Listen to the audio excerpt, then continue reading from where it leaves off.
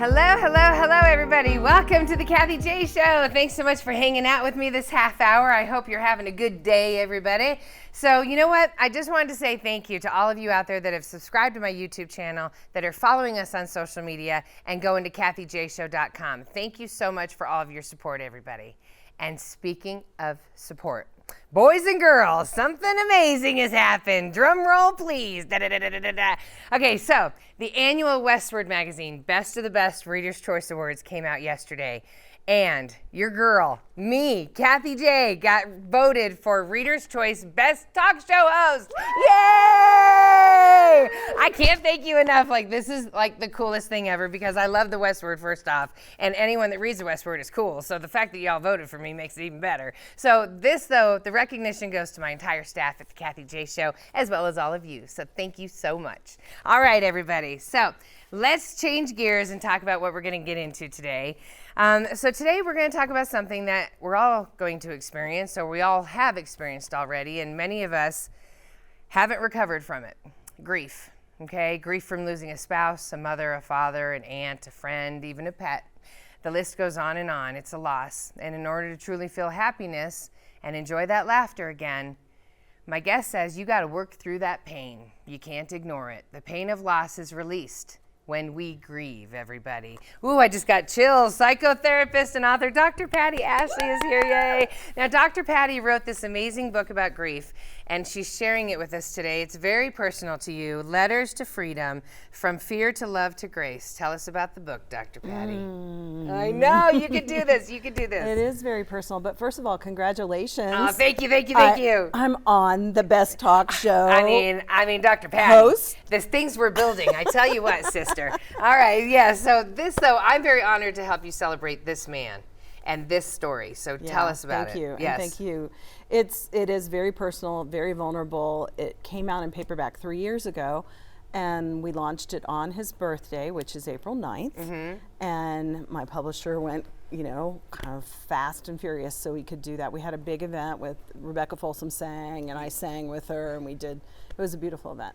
So I wanted to make it an audio book, and so same thing. I rushed to get the audio done by his birthday, which is tomorrow. Happy birthday, Lawrence. So the Letters to Freedom was Lawrence's, your husband, the man that we're talking about, his middle name, his surname. His last name, Yes. And what a cool name. As soon as you said it, what a cool, automatically he's cool. Who gets to say that their last name is Freedom? Right. Yeah. And he did change it. It wasn't his real name. Okay, it's cool.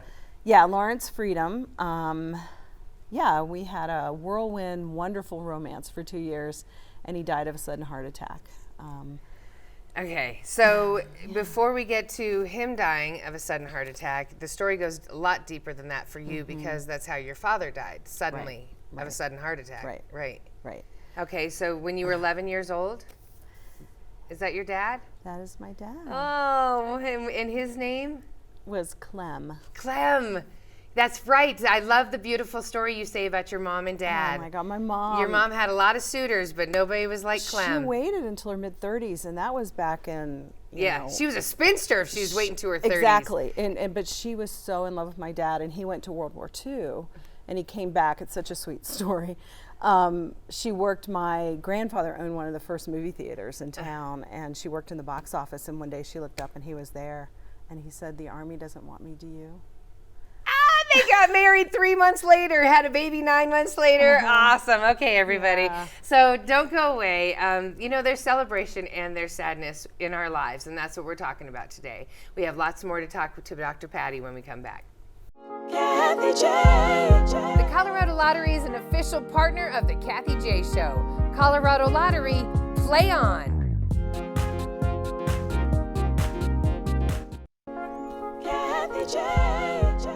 Welcome back to the Kathie J Show, everybody. So Dr. Patti is here, and Dr. Patti wrote this amazing book, Letters to Freedom, From Fear to Love to Grace. It's been out for about 3 years now, but she just turned it into an audio version, and I have to tell you, Your voice is so soothing, and you speak with such a certain cadence that a rhythm that I really enjoyed listening. I enjoyed reading it, but I also enjoyed the audiobook. Like I found myself getting lost in it. Yeah. It's really good, everybody. So pick it up, and if you're dealing with grief, you haven't dealt with grief, this is the book for you. So before we went to commercial break, you had just lost your father, you're 11 years old. Yep. What is that like, losing someone so significant to you so young? Well, at that age, you're right on the brink of moving into puberty and wanting to date and relationships, and I went down some pretty bad roads. Looking for love. Yeah, just being, in with, sex, drugs, and rock and roll at a really young age. And my mom was going through her grief. And I remember standing outside of her bedroom door one night saying, I will never love anyone as much as she loved my father. It's a big fear. You are absolutely right. One of my biggest fears is finding the man that you have fallen in love with and then they die. Because we were told not to cry in our family, and my mom is screaming, wailing through her bedroom door. The pain, you heard that and pain. I was like, I'm not going to do that, because, I told you the story about how much she loved my dad. So I spent my whole life with these relationships that really weren't good for you. Yeah, and so finally I made a decision. I'm going to figure this out, and I'm going to do it different. And I had known Lawrence for like 20 years, and his wife had died. And like a year later, somebody said to me, call him up, ask him out on a date. And I was like, what? Why would I do that? Right, you're crazy, but I'm glad you did, and you're glad you did. And we just fell right in love immediately. And he's a very handsome man, was a very handsome man, yes. And great smile. You said that he was just so helpful. He always was looking for the lesson or how to help people in life. So when you lost Lawrence, the similar way that you lost your dad, sudden heart attack, how was the grief different there?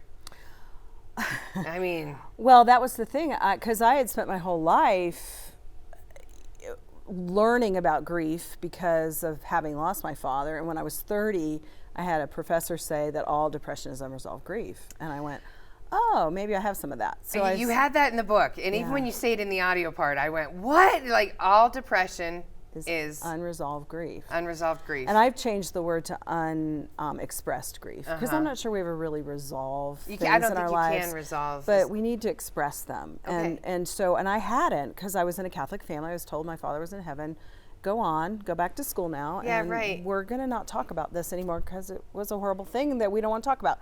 And I grew up thinking that's not right. You have to and talk. I wanted to be a therapist in high school because I thought, I want to give people a place to talk about things that I couldn't talk about. You said in the book, you kind of have to talk about something out loud 100 times.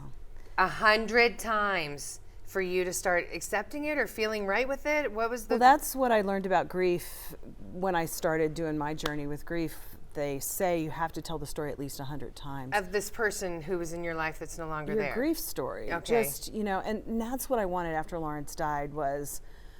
I wanted, because you feel close to the person when you start talking about them. Yes. And I just wanted to, so that's why I started writing the book, because I was like, my friends don't want to hear all these stories over and over. This is your way of talking out loud. I sat down at my computer and cried for months, and just, I wanted to remember the stories.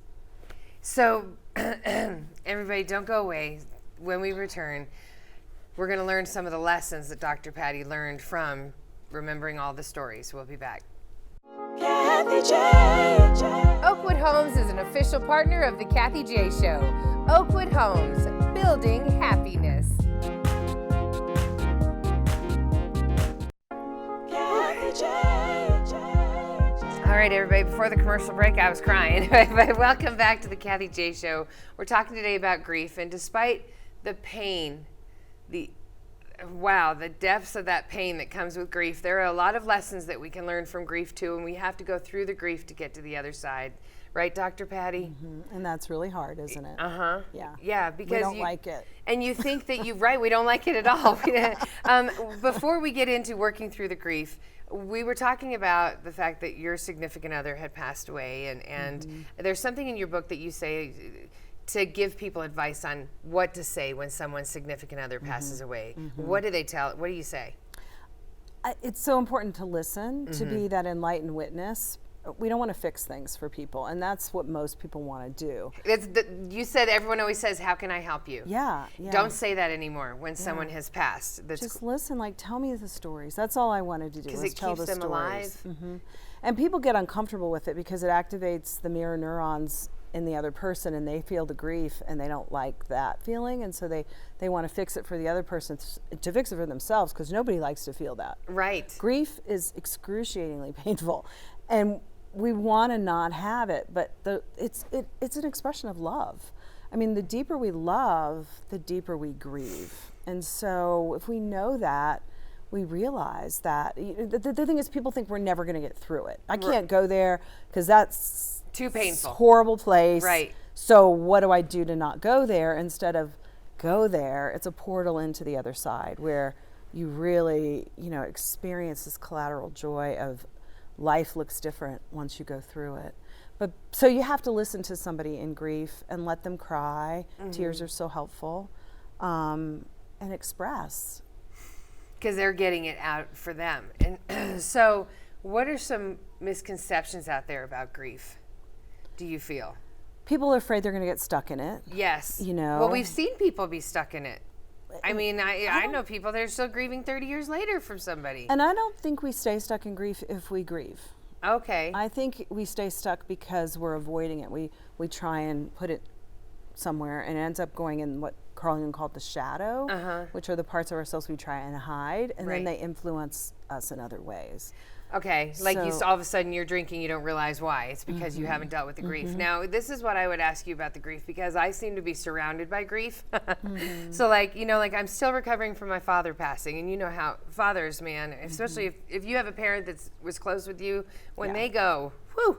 Then there's the pain of like my grandmother died last year. Then my stepmom, who's the closest thing to my dad, has passed away. My aunt just passed away, and today, literally, I have to put my dog down. So it's all this grief. So you wonder how much grief is enough grief. Like, I've done the crying. I've done the can't get out of bed. I've done the sick to my stomach crying. When you say you've grieved, you haven't grieved. How do we know when we've grieved? Because do I just get used to this roller coaster the rest of my life? When Lawrence died, I had this vision, and I still somewhat do, and I've met a man who started a center like this in Taos, New Mexico, Ted Wired. People need a place to go. If our society could really value grief, a place to go and be able to be surrounded by supportive people who can witness grief, we can cry, we can release, we can express. I kept thinking, that's what I needed. I didn't have it because I had to go back to work. Right. Oh, we all do. We all do. We all have to go back to work. We got kids. We got responsibilities. So we put our grief in a box on the shelf. I cried. I'm very sad. Move on. And so it's important to give ourselves the space for that, whatever that looks like. Like I had a client yesterday tell me her grandmother had died, and they weren't that close, so she really didn't think it was that much grief. So a few weeks later, her husband goes out of town, and she's like, I was really depressed, and it really scared me because it reminded me of when I was depressed in college. And I was like, wow. I feel like, you gave yourself permission to cry and just kind of be with yourself that day. And then you went to work on Monday, and, because it's like she started to judge herself because she didn't do a whole lot that day. She cried and laid around. Right. And maybe that's what we need to do every now and then without judging it as, oh my gosh, you're depressed, get out of bed. There's a weakness or something. Acknowledge the emotion. Work through that emotion for whenever it hits, because grief hits you at the weirdest times, and then work through it and get back out of bed. And grief groups are great. Again, telling the story. But what do they talk? It's really, that's all it is? You go to the grief group and talk about the person that you love? Is that really what a grief group is? Does that really help us, just talking out loud about who we lost? It does. Because what does it do up here that helps us go through the grief? What does it do to our brain? I always want to know. I think that's fascinating. Remember, I've said before, emotion is energy in motion. Yeah. And so we have to move the energy of the grief out of our body, and telling the story helps us move it out of our body. And again, to find supportive people to sit with us you know, sometimes our friends don't want to listen to our lamenting for hours and days, and like they wanted their what did they say? Get over it. Yeah, you and know? now I know why, because you start to feel that emotion that the person grieving is and we feeling. don't want to feel it. Yeah. How long does grief last? Is it something we manage our whole life? It takes as long as it takes. Boo! But you're right. And I think the deeper we love, the deeper we grieve. Lawrence has been gone now 5.5 years, and like I was saying when driving in today, I was like, oh, I didn't even really think about it much until on the way here. I was like, sorry, honey, because he's always on your mind. Because he's been the first few years of grief are obviously the worst, and then it starts to, because I made a commitment to myself. I said, when I was a kid, no one would listen, no one was there. I'm going to pay attention to what grief is. And I hadn't a clue what the hell I was doing. You know, it was like, I just paid attention. And so gradually, I'd be in and out of more tears, less tears. Yes, that's exactly right. I'm going to grab my Kleenex when we go to commercial break. When we return, everybody, Dr. Patti's going to tell us how we can support ourselves more and those around us who are grieving. We'll be back. Kathie J. Ramos Law is an official partner of the Kathie J Show. He's a medical doctor and a lawyer. Ramos Law, what makes us different makes us better. Kathie J. Welcome back to the show. So, everybody, we've been talking about grief today with Dr. Patti Ashley. Dr. Patti wrote this amazing book in honor of a man that she loved, her soulmate, Lawrence Freedom, and also as a love letter to everybody out there to work your way through the grief. So, Dr. Patti, we were just talking, so the book is separated into 3 sections. The first part is fear. Second part is love. It's the love story of you and Lawrence. Yeah. And then the last part is grace. Yeah. And that's where I want to talk about now. So grace is accepting it and how we deal with it after they're gone. Yeah. There's so many different spiritual beliefs, and people are really afraid of death, right? And mainly it comes from, you're going to go to hell if you're bad. Yeah. So, some sort of religious. Right. Warning. so, oh no, I don't want to die. So we have this fear of death, and then we have this grief that we go through when we lose people. The grace comes from knowing that we're all connected all the time. And I think it's a mystery. This is what I've learned. After my father died, I went on this spiritual quest my whole life. Like, I want to find God. I want to know why I can't go to heaven and visit. No, and I'm not going to kill myself because in Catholic, you're going to go to hell, so I won't see him there. So you were fighting all that your whole life growing up. So I was on this spiritual journey, and then it just dawned on me that we're not supposed to know, right? It's a mystery. People who have these near-death experiences and, the things that they're talking about, and with mediums and psychics, they see that the afterlife is not so bad. Love always comes through when you talk to a psychic. It's peace and love and light and beautiful things. And that's the grace when we know that we're all connected to that. I think the problem, though, is people who know that, including myself, I've come to believe that's true, and I'm not afraid of dying. I just don't want to go through the pain when it happens. I just want to be quick. And that's if I could choose, we all want to go in there. And that's what Lawrence and my dad did, right? Boom, True, they were gone like that. We, as human beings, the depth of our love is the depth of our grief. Yeah. And I think we don't honor that when we say, oh, like I was told as a kid, my father's, he's in heaven, he's in a better place, be happy for him. I'm like, well, what about me? What about me? I'm the daughter left behind. I have this huge loss, this emptiness. And so the grace, though, is when you can learn it's both and. And I think that we want to split. We live in a world where we want to make it this or that, good or bad, right or wrong. No, for sure. So when we can hold, the grace is what held me through this. Like knowing what I know spiritually held me. And that didn't take me out, though. I allowed myself, from what I learned in all my life's work, to feel the grief, because I knew I didn't want to get stuck there. acknowledging and allowing those motions to happen is what you have to allow that grief to happen. All right, everybody. So we have to congratulate Dr. Patti. She just did a TED Talk, everybody. Yay!